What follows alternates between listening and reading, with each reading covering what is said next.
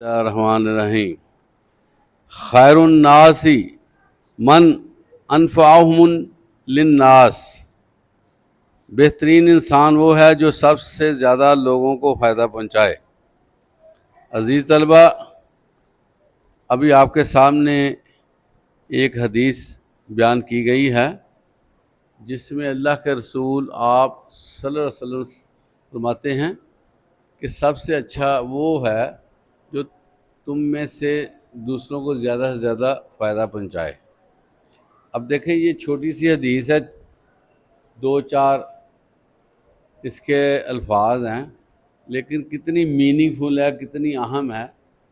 جب ہر بندہ یہ جذبہ پیدا کر لے کہ میں نے دوسرے کو فائدہ پہنچانا ہے، تو بتائیں ہر بندہ خوش نہیں ہو جائے گا، ہر بندہ راضی نہیں ہو جائے گا، ہر بندے کے مسائل ختم نہیں ہو جائیں گے۔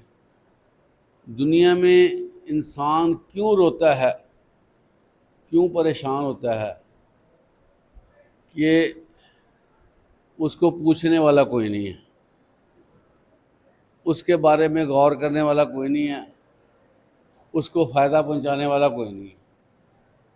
بے شمار لوگ ایسے ہیں جو سہتے رہتے ہیں، تکلیف میں رہتے ہیں، لیکن پوچھتا کوئی نہیں ہے۔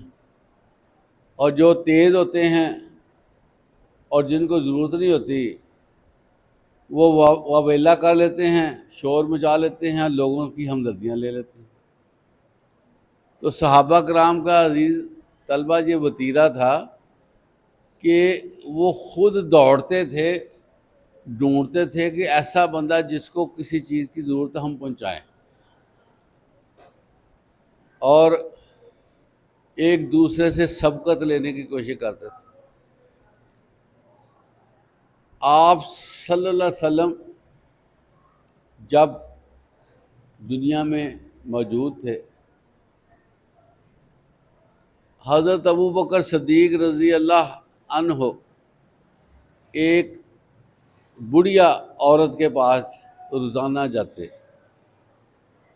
وہ اکیلی، اس کا کوئی پرسان حال نہیں، کوئی پوچھنے والا نہیں، کوئی اس کے لیے خوراک کا بندوبست کرنے والا نہیں، اس کو ضرورت تھی بندے کی۔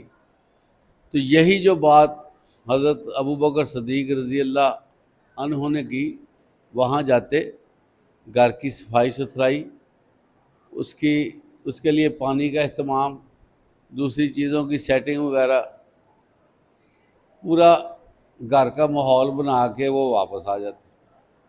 یہ سلسلہ چلا ہوا تھا، لیکن آپ صلی اللہ علیہ وسلم دنیا سے تشریف لے گئے اور حضرت ابوبکر صدیق رضی اللہ عنہ پر بار خلافت ڈال دیا گیا۔ آپ پہلے خلیفہ بن گئے، خلیفۃ المسلمین، خلیفہ راشد۔ اور جب اس عورت کو پتہ چلا کہ ایسے جو میری خدمت کے لیے آتے ہیں وہ تو خلیفہ بن گئے، عزیز طلبہ، اس عورت نے سوچا کہ شاید اب وہ نہیں آئیں گے، لیکن آپ رضی اللہ تعالی عنہ نے اپنی خلافت کو خدمت خلق پر آڑے نہیں آنے دیا، اور اسی طرح جا کر اس بڑھیا عورت کی خدمت کرتے رہے۔ عزیز طلبہ، یہ جو خدمت ہے نا، اس میں عظمت ہے۔ بندہ اپنے لیے سارا کچھ کرتا ہے، بڑے ارینجمنٹس کرتا ہے، لیکن اس کو معاشرتی طور پہ کوئی اس کی پذیرائی نہیں کہ تم اپنے لیے کر رہے ہو۔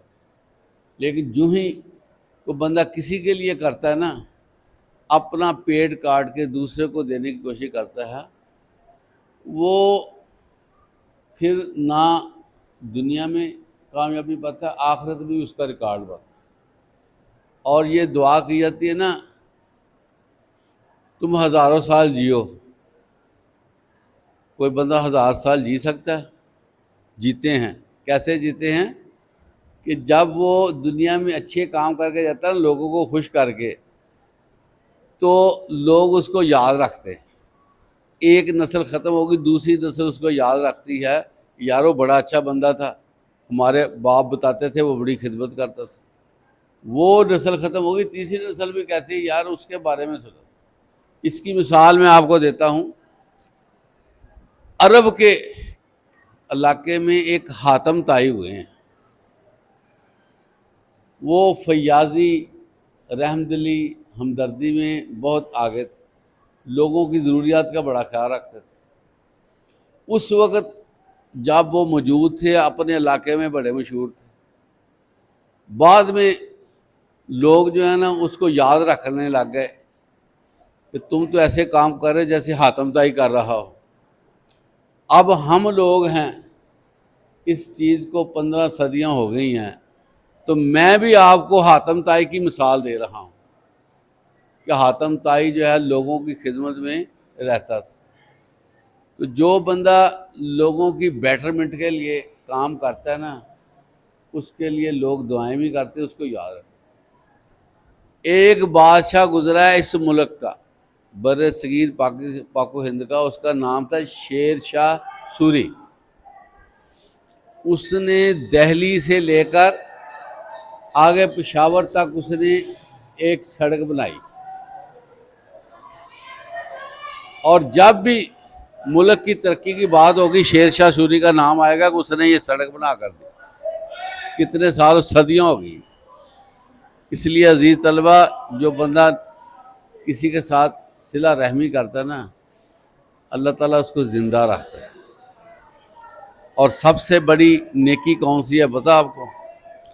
کسی کو دین کے بارے میں بتانا، کسی کو اللہ کے بارے میں بتانا، کسی کو اللہ کی طرف دعوت دینا، توحید بیان کرنا، اللہ تعالیٰ کی وحدانیت کا بتانا. تو اللہ تعالیٰ ہمیں بھی لوگوں کو زیادہ سے زیادہ فائدہ پہنچانے کی توفیق عطا فرمائے. وآخر دعوانا الحمدللہ رب العالمین.